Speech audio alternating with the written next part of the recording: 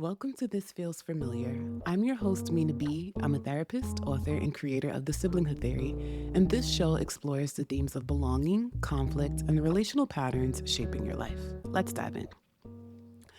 Closeness between siblings is a very beautiful thing. Having a sibling you trust, confide in, even someone that you can rely on, is probably one of the most valuable relationships you can have.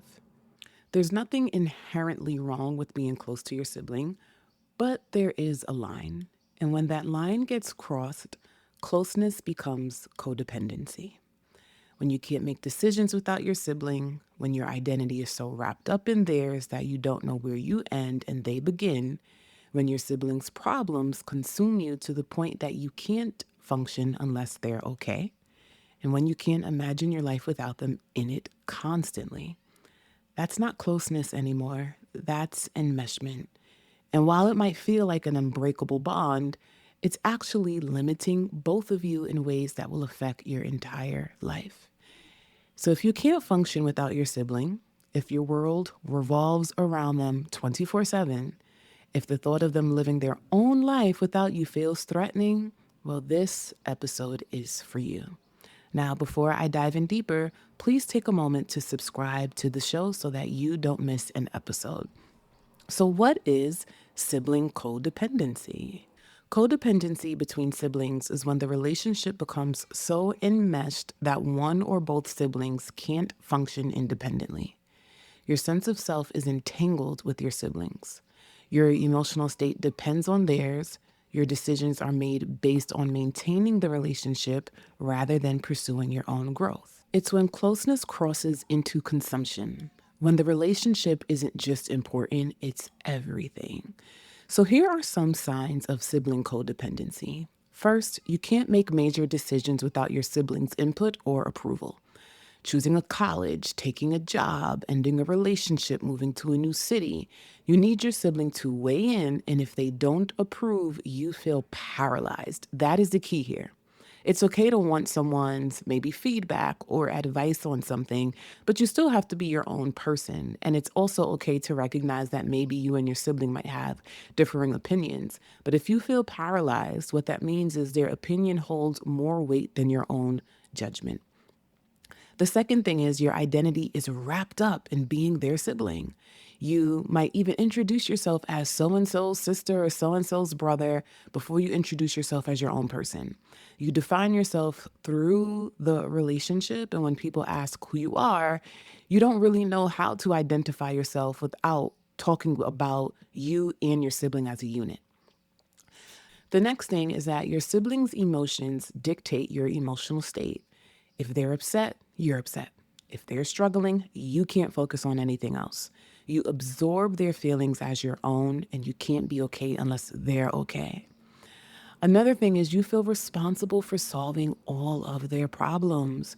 When your sibling has an issue, it becomes your issue, and you literally will drop everything to help them.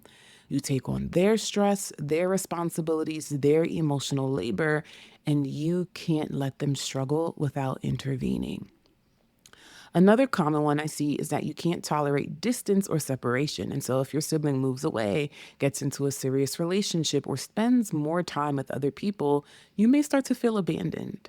You interpret their independence as rejection, and you need constant contact with them to feel secure.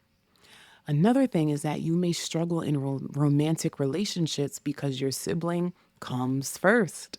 Your partner feels like they're competing with your sibling for your attention, for your time, and even sometimes for your emotional energy. And the reality is, you may recognize that they're right. Your sibling does come first, and you don't know how to necessarily engage in a harmonious relationship where you can meet the needs of your sibling while also learning to meet the needs of your partner. Lastly, you might even make life decisions based on proximity to your sibling. So you might turn down a job opportunity in another city because it would mean moving away from your sibling. You might choose where you live based on being near them, and you might plan your whole entire life around maintaining closeness rather than pursuing your own goals. Now, I want you to understand that this is different from recognizing that maybe you want to be close to your family, and maybe because of health issues, a disability, or whatever it is, you probably do want closeness with your sibling. But it's okay to want closeness and still feel like your own person and pursuing your own goals. So in codependency, what happens is you need the closeness because without it, you don't know who you are. So if several of these resonated with you, you're likely in a codependent sibling relationship. And now I'm going to give you some tools on how to work on that. But before I do that, I think it's important to understand why this happens. How does sibling codependency develop? It doesn't happen randomly. It develops for specific reasons, often rooted in childhood dynamics. And so, as I walk through these, I want you to pay attention to see what resonates with you. First, it's very common to develop a codependent relationship with your sibling if you were each other's only source of safety growing up. In dysfunctional or chaotic families, siblings often become each other's primary attachment figures. Your parents were unavailable, neglectful, abusive, or inconsistent, and so you turn to your sibling for safety, stability, and emotional support. Another thing is you protected each other and you comforted each other. You were the only reliable relationship either of you had. And that created a bond that's incredibly deep, but also incredibly hard to separate from. Because to your nervous system, your sibling equals safety. And being without them can feel dangerous. Independence can feel like abandonment. So you stay enmeshed because separating triggers the same fear you felt as children when your parents or your primary caregivers weren't there for you. The next reason is that you were parentified together. Sometimes siblings become codependent because they were parentified as a unit. So you both were responsible for managing the household, taking care of younger siblings or each other, and keeping the family functioning. So you operated as a team because you had to, and that created a bond based on shared responsibility and survival. You learned to rely on each other completely. You made decisions together because you were functioning as co parents, not siblings. And now, as adults, you struggle to shift out of that dynamic and you're still operating as a unit instead of individuals. Another thing is bonding through trauma. If you and your sibling experienced trauma together, whether it be abuse, neglect, a parent's addiction, or even a major loss, you most likely bonded over that trauma. You survived something terrible together, and that created an intense connection. Trauma bonds are powerful. They're based on shared survival. But they can also be codependent because the bond is built on needing each other to get through something unbearable. And when the trauma ends, you don't know how to relate to each other outside of that.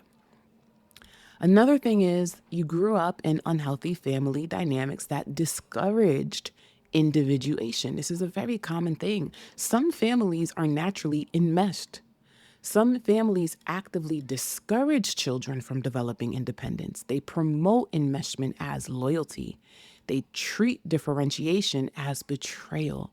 They make it clear that staying close to family is the highest value and pursuing your own life is selfish. And in these families, siblings who are close become a unit. And breaking free from that unit feels like not just betraying your sibling, it can feel like you're betraying your whole family system. So you stay codependent because individuation was never modeled or allowed. I also want to speak to twins for a second because twins experience a specific version of sibling codependency that deserves its own attention because twins aren't just siblings, they're often treated as a single entity. And so you're the twins, not two completely different people. From birth, twins are often seen as a unit.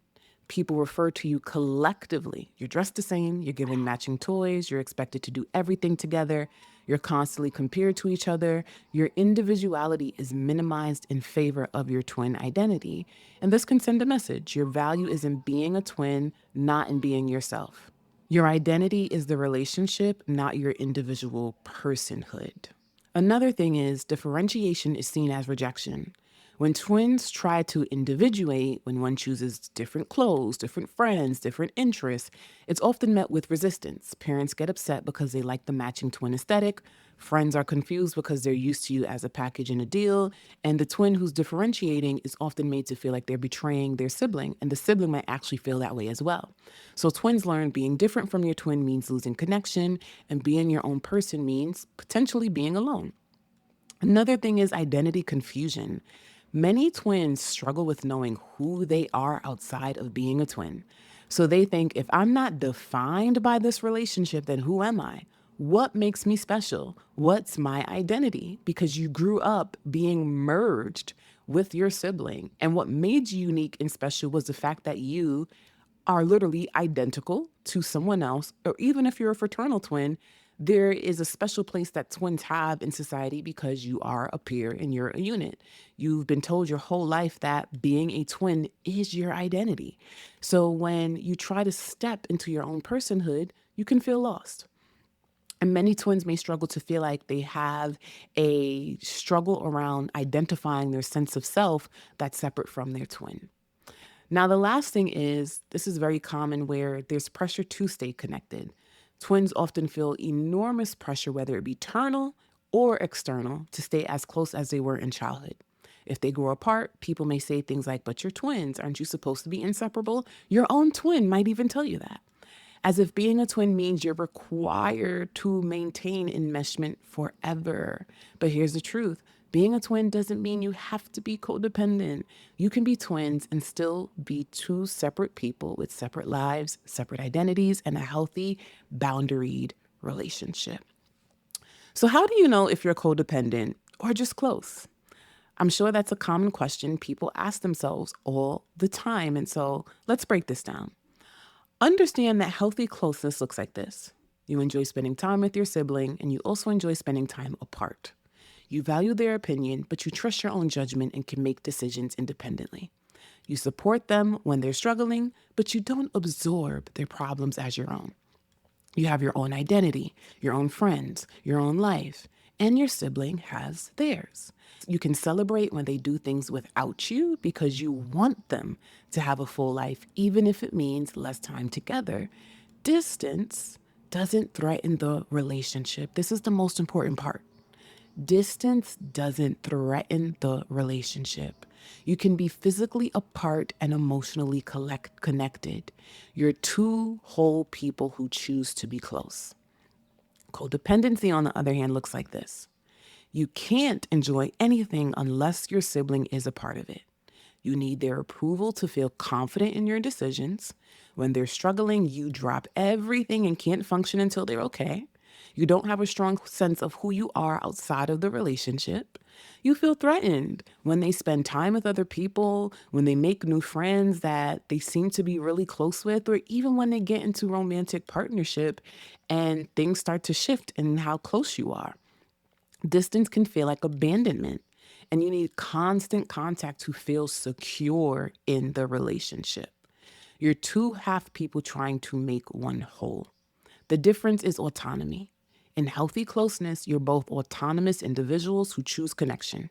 In codependency, you're enmeshed to the point that autonomy feels threatening. So I want you to test this. Imagine your sibling moving across the country for an amazing opportunity or in a healthy relationship. You'd be sad to have less proximity, but you'd be genuinely happy for them. In a codependent relationship, however, you'd feel abandoned. You'd panic. You might even become very resentful, envious, and angry. You might even try to talk them out of making decisions that make them happy because you care about your needs being met more than you care about their own joy and happiness. You might even make them feel guilty for leaving you. If your sibling's independence feels like a threat to you, that is codependency. I also want to talk a little bit about how this codependency can make other relationships suffer in adulthood. When you're codependent with your sibling, romantic partners often feel like they're competing for your attention, and sometimes they are, because your sibling might come first. You prioritize your sibling needs over your partner. You make major relationship decisions based on what your sibling thinks. You can't fully invest in your romantic relationship because your emotional energy is consumed by your sibling. Another thing is you can't make major independent decisions without them. Major life decisions can feel very paralyzing without your siblings' input. So maybe you can't choose a relationship or end a relationship or choose a career or make a significant purchase without consulting them first. And not just consulting, you need their approval. If they don't think it's a good idea, you feel stuck. Another thing is geographical limitations. Think about times where you might find yourself literally saying, I'm just going to pick up and move because my sibling is moving. I cannot be disconnected from them. You choose where to live, where to work, where to settle based on being near them because you struggle to have your own sense of self without them. And while there's nothing wrong with valuing proximity to your family, codependency makes it a requirement rather than a preference. You're not choosing to live near your sibling because it enhances your life. You're doing it because you can't imagine functioning without them nearby. Another thing is think about how your identity is consumed. You struggle to answer basic questions about yourself. Who are you? What do you like? What are your goals? You often answer with things your sibling might say because you have no answer of your own. You don't have a clear sense of self that exists independently. Now, I'll pause really quickly, and if this is resonating with you, please take a moment to subscribe to the show and please leave a review. Also, share this episode with a friend or even your sibling to help repair your relationships. Now, I'm going to give you some tips on how to separate while staying connected because this is all about boundary differentiation. And here's the most important thing I want you to understand. Separating doesn't mean losing the relationship. You can individuate and still be close. You can become your own person and still have a meaningful bond with your sibling. This is what healthy boundary differentiation looks like, and here's how to start building it. First, you need to develop your own identity. Start asking yourself, who am I outside of being my sibling's sister or brother? What do I like that my sibling doesn't like? What are my goals separate from theirs? What do I value independently from them? Start exploring interests, hobbies, friends that are yours alone. Not to push your sibling away, but to build a sense of self that isn't entirely defined by the relationship. This will feel uncomfortable at first. It might even feel disloyal. But developing your own identity doesn't diminish the bond, it strengthens it. Because you'll eventually have two whole people connecting instead of two half people clinging to each other. The next thing is you need to practice making decisions independently. So start small. Make decisions without consulting your sibling. Choose a restaurant. Buy something you want without seeking their feedback. Say yes to an invitation and go somewhere without them, or make a weekend plan that doesn't involve them. Notice the anxiety that comes up. Notice the urge to check in, to get their approval, to make sure that they're okay with it, and then sit with that discomfort without acting on it. As you build this muscle, work up to bigger decisions. You don't have to cut your sibling out of important conversations, but you do need to trust your own judgment and make choices based on what's right for you, not just what maintains closeness. The next thing that you need to do is create space for other relationships. Invest in friendships. Think about the people that you may have abandoned or the people that you don't have deep intimacy with because you're chronically choosing your sibling over other people. Go back to those people and figure out how to strengthen those bonds. Invest in your romantic relationships. Build connections that don't involve your sibling. This isn't about replacing them, it's about having a full, well rounded life where one relationship isn't carrying everything. When your sibling is your only close relationship, the pressure on that bond is unsustainable. When you have other meaningful connections, you can show up to your sibling relationship as a choice rather than a need. Also, you need to learn how to tolerate distance. Practice being apart. Go on a trip without them. Spend a weekend doing separate things and let a few days go by without constant contact. Notice what comes up for you when you do it. Pay attention to feelings of anxiety and fear and even the sense of abandonment. And remind yourself that distance doesn't mean disconnection. You can be apart and still love each other. I also really encourage you to stop absorbing your sibling's emotions. When your sibling is upset, practice observing their feelings without taking them on as your own. You can care about them without constantly being consumed by their emotional state. And you can support them without feeling inclined to fix everything. Because this is also how we engage in enabling behaviors. Your sibling has to learn how to manage their own problems as well without always relying on you. So practice saying this to yourself or to your sibling. That sounds really hard. What do you think you're going to do about it? Take a moment to pause. Think about how you tend to always feel inclined to fix and provide solutions. Give your sibling an opportunity to think through issues themselves. Let them carry their own emotions. Let them figure out their own solutions. You can be supportive without being responsible for every choice they make. Now, sometimes you have to have a very straightforward conversation with your sibling. You might need to talk to your sibling about creating healthier boundaries. And this is scary because you might worry they'll feel rejected. But if you frame it right, it can actually strengthen a relationship. So you might say something like, I love being close to you. Like, I really, really love our bond. And I want us to build a relationship where we're both whole people choosing to connect, not two people who can't function apart. That means I want to work on developing my own identity and making some independent decisions. And that might look like me spending more time with friends without inviting you, going on vacations with friends without inviting you, or just doing little things, even locally, without us having to do it together. So I really want you to know that this is not meant to be taken personally, but I do think that our relationship could grow even deeper if we had more boundaries in the relationship and how we show up. So find a way to communicate to your sibling that you want to function apart from them, but that doesn't necessarily mean that you're abandoning them. There are going to be times where you need to get support. This is work that sometimes you can't do alone. And this is why, as a therapist, I work with a lot of siblings who struggle with codependency and enmeshment. And so, if that is you, feel free to book a consultation with me to see how we can work together. Because in therapy, what we can work on is understanding how the codependency developed and work through the anxiety that comes up with separating and building a healthier sense of self. The last thing I want you to remember here is to stop measuring closeness by constant contact, complete enmeshment, or your sibling being your everything. Start measuring closeness by mutual respect, genuine care, and the ability to be honest with each other and the freedom to be yourselves. Real closeness is not about constant connection and need. It's about choice.